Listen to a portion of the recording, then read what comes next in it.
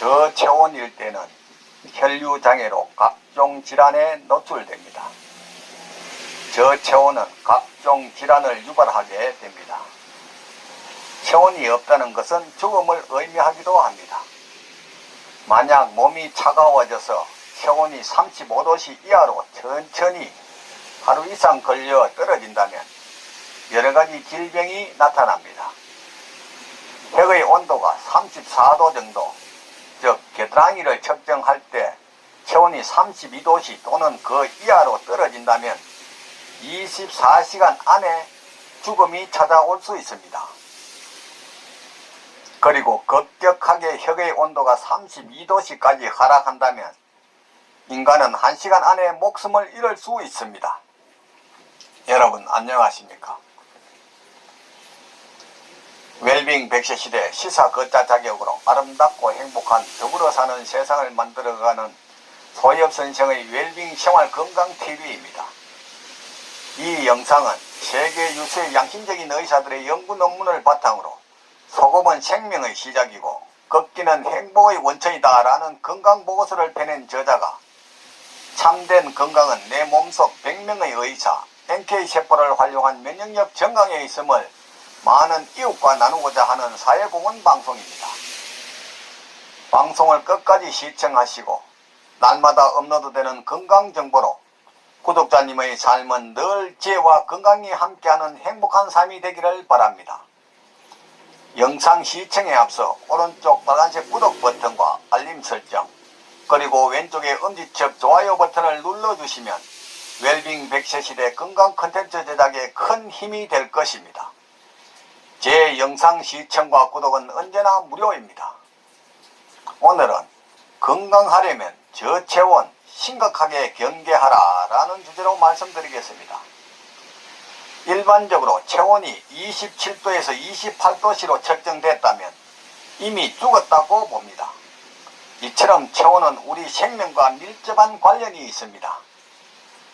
감기나 폐렴 등의 염증, 류마티즘이나 교원병 등의 자가 면역병, 암 등 거의 모든 질병은 열을 동반합니다. 열은 컨디션이 좋지 않다는 경고이자 질병을 치유하려는 치료 반응입니다. 저체온이 되면 심장의 혈류량이 떨어지게 되고 이에 따라 소화 기능도 저하됩니다. 이는 음식물 소화 흡수에 지장을 주고 이것이 장기화하면 만성질환이 됩니다. 또한 저체온이 되면 혈관이 좁아지거나 막혀 간이 손상되며 발열기관으로서 제 기능을 수행할 수 없게 됩니다. 사망률과 시간의 상관관계를 살펴보아도 체온과 밀접한 관련이 있습니다. 사망률은 하루 중 체온과 기온이 제일 낮아지는 오전 3시에서 5시, 즉 인시가 가장 높습니다. 노안으로 사망을 했다고 하면 80~90%가 이 시간대입니다. 옛날 어머니가 정화수를 떠서 장독대에 비는 그 물이 새벽 4시에 뜬 가장 깨끗하고 신선한 물입니다.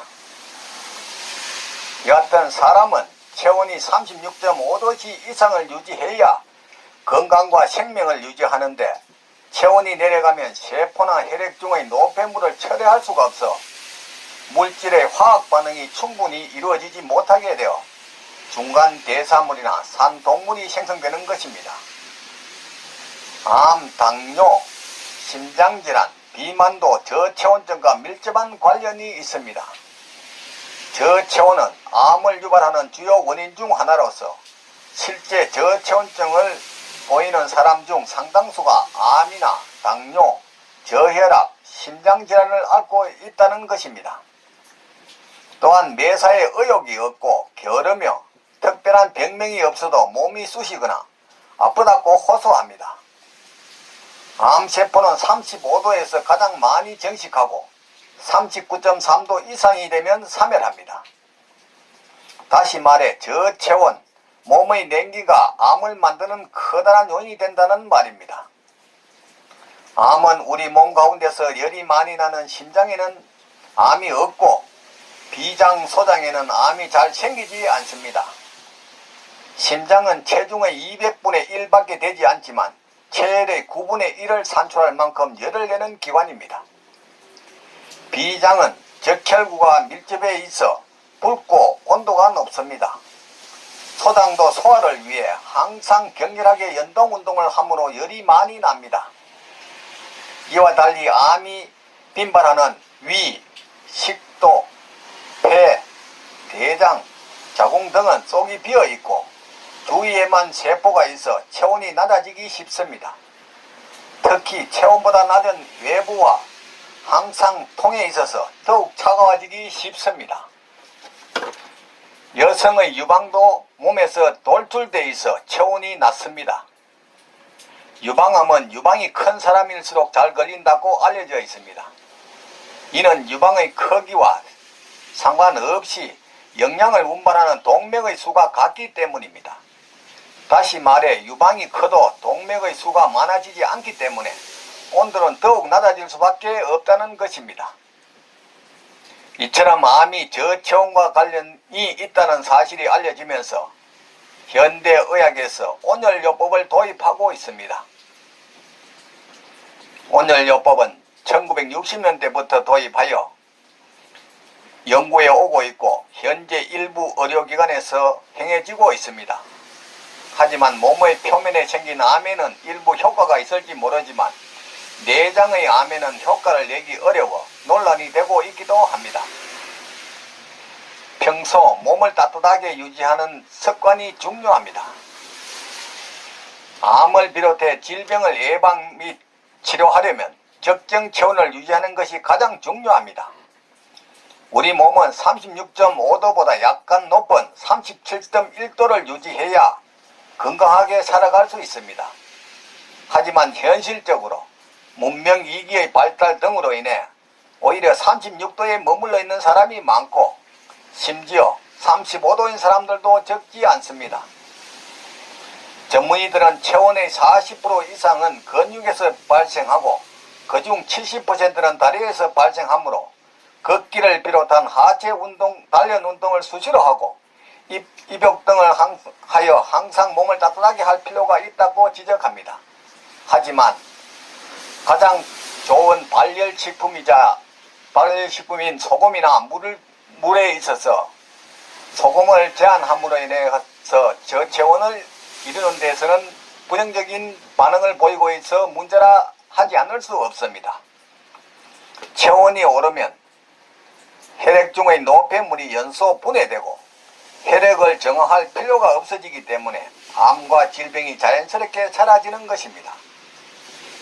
우리가 가식하거나 운동을 하지 않으며 스트레스를 많이 받아도 어느 선까지 건강을 유지하는 것은 바로 열의 정화작용 때문입니다. 몸이 따뜻해야 면역력이 높아집니다. 면역에 문제가 생기면 제일 먼저 체온의 이상 신호가 나타납니다. 감기에 걸렸을 때 열이 나는 이유는 바로 몸의 면역 반응입니다.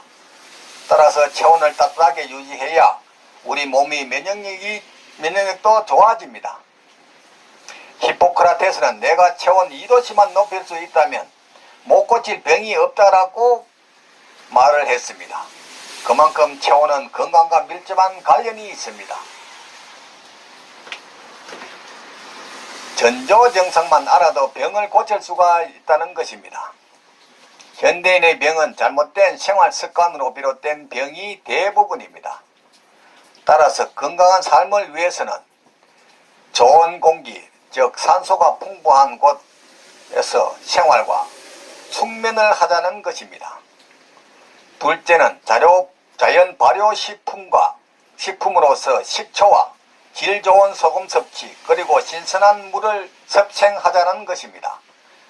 몸속의 효소와 미네랄이 많이 필요하기 때문입니다. 셋째는 자기에 맞는 운동을 생활화하자는 것입니다. 걷기 운동은 활성산소와 젖산 발생 최소화로 체온 상승에 효과적인 유산소 운동입니다. 병원에 입원해서 퇴원할 때 의사들이 공통적으로 하는 말이 걷기 운동을 꾸준히 하라는 것입니다. 위의 세 가지를 100일 동안만 해보시기 바랍니다. 몸의 변화와 생활 습관병 예방과 치료를 만끽할 수 있을 것입니다. 오늘은 건강하려면 저체온 심각하게 경계하라는 주제로 말씀드렸습니다. 삶에 쫓겨 방치하다시피 한 몸, 병이 와서 소문난 병원이나 유명한 의사가 병을 고쳐줄 것이라 방황하지 말고 미리 내 몸 안에 100명의 의사를 활용한 자연치료약으로 천하보다 소중한 내 생명 건강을 지키시기 바랍니다. 부모, 형제나 친구, 심지어 의사 등 그 누구도 대신 아파주거나 책임져 주지 않습니다. 전문의라는 나이센스의 소금잔 논에 속지 말고 저 넓은 바다가 썩지 않는 이유가 3%의 소금과 파도 때문이듯 질 좋은 소금 섭취와 걷기 운동으로 면역력을 높여 구독자님의 삶은 늘 건강과 기쁨이 넘치기를 바랍니다. 오늘은 보람찬 하루였습니다. 내일은 더욱 멋지고 행복한 날이 될 것입니다. 지금까지 웰빙 100세 시대 시사 거자 자격으로 아름답고 행복한 더불어 사는 세상을 만들어가는 소엽 선생의 웰빙 생활 건강 TV였습니다. 많은 시청과 이웃에게 권하는 관심과 응원을 부탁드립니다. 감사합니다.